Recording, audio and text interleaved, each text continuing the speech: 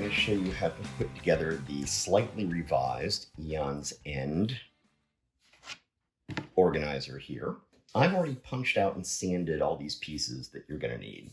I prefer sanding them. I just like the smoother feel and the cleaner look on it. There are 5 pieces of this length, one for each outer wall, and then one that's going to go across the middle. You will also notice that 2 of them have these really shallow rounded teeth on them.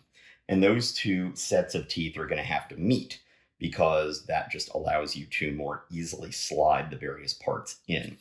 So I'm going to begin by putting this in here. So you see that piece.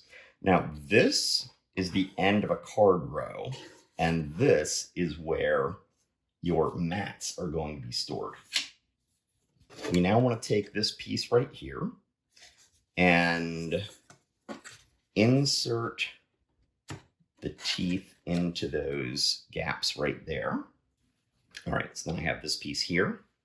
This is once again the indentation for the end of a card row. So it's going to be directly across from here. So I'm going to slip this in here like this. Turn this around here so we can see this better. Then I'm going to take this piece here, and you can see that we have some cards that are going to be stored along here as well. So you'll also notice that this has these rounded bumps and these bigger fingers here. So we've got the bigger fingers over here. I'm going to slip this in like that. And then right here, we have smaller bumps up against smaller bumps. So we are able to fit that in there a little bit. You might need to make sure that both of these things are pulled back this way to make sure they have enough room. There they are. The reason I have this corner have the smaller bumps and all the other ones have bigger ones is because all the other ones have cards that are going to be coming up against there somewhere, and those cards need a little bit more support on them. This is where your mats and other stuff is going to go. We then have this piece right here and these 2 pieces right here. So I am going to take these and I'm going to slot them in. Oh, there we go. Slot them in. So they're both facing the same direction there. Now, when this goes in, this is going to fit into some of these little mortises right there. This is going to end up going in here like this. Then I'm going to use this piece here. You'll notice that one of these has a finger right at the top and one does not. The one with the finger right at the top is going to go against the side of the box. So I am now going to take these fingers here on these slotted parts and join them in with the mortises on this piece here. So we should now have something that can actually kind of hold together a little bit. And we will slide those into these spots right here. Now you might need to wiggle them around a little bit.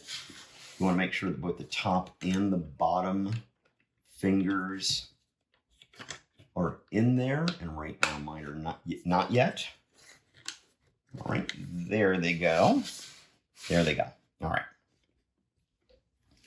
So now I'm going to take this piece right here, and you'll notice once again that one end has a finger over here and the other end does not. The one with the finger is going to go up against this part of the box. So I'm going to come in at an angle first. Sort of get it to where it's about to go in there. Might not want to do it at first. And I'm going to slot that particular finger right there in here.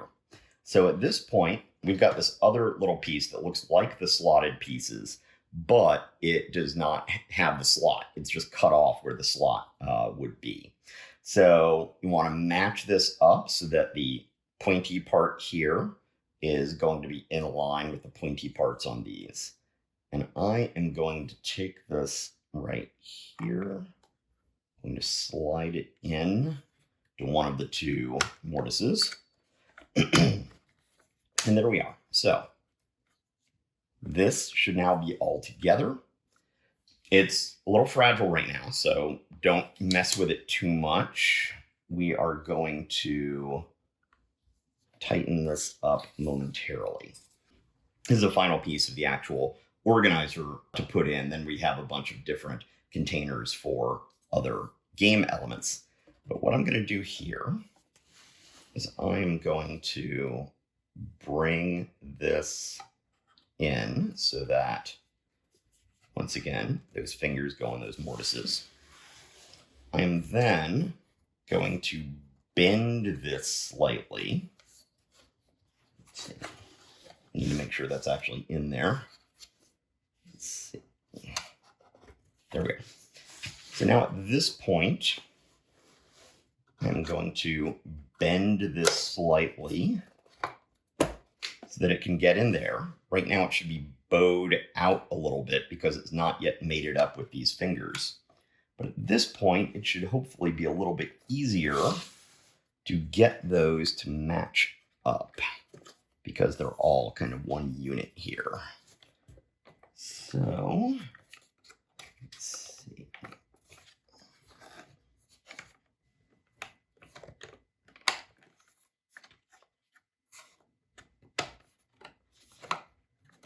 Right, there we are.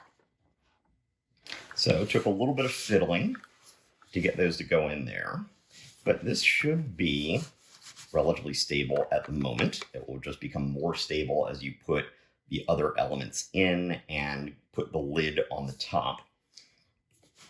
So let me go ahead and put the other stuff in here. So we've got here your dials. We're going to put those right in there. Then got your breeches. Those can go, they can all fit in one of these two if you want, but if you put them in two, it might be a little easier to get them out. Okay, we've then got our mats container, and you'll notice that there are these two little things you can kind of hold it by here. So I'm going to use that to lower this into this part right here. Once it's in, I will then put the lid on. Much easier to do if you put the lid on after lowering the whole thing in. We then have our token boxes, and these go on top of the mats. It has these corners here to stabilize them as you get your tokens out. And those need to match up with these here. So you don't want them like this because then it'll be harder to get them out. Instead, you want them like this. Because that way you can just tip that up and get it out really easily. And you can see one way to arrange your tokens in there. I usually like to give people as much flexibility as possible so they can do this however they want. That's why we've got movable dividers in there. There we are. This is just an extra little utility box. I don't really have much of a use for it at the moment, but I needed something to secure the dials and the breeches in here. And rather than just having something just to take up space, I figured, why not give you something you could store something in if you wanted to. And we'll go ahead and start loading in the cards. And I tried something funky with the dividers on this one here. You'll see one side is much higher than the other.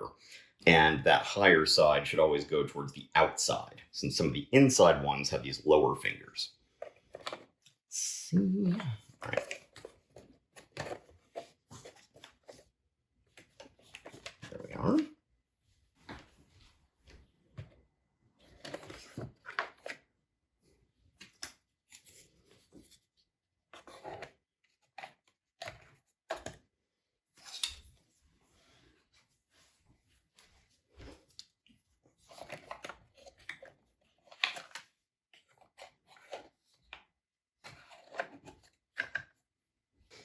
And there we go. You see that you've still got a fair amount of extra room in here to store other cards, or if you've sleeved your cards, you've got extra space for those cards to take up. So then I'm going to put the rules and such on top. The lid on here. So when the lid's on here, it keeps these upper edges of the box from bowing out a little bit. So that should make it a little more sturdy. So then when you go ahead and you store your game vertically, like this, or like this, or like this, or like this, or like this, it should remain secure in here. And you see, it did. Thank you very much for purchasing this organizer. I'm pretty happy with this new revised version, and have fun playing games out there, folks.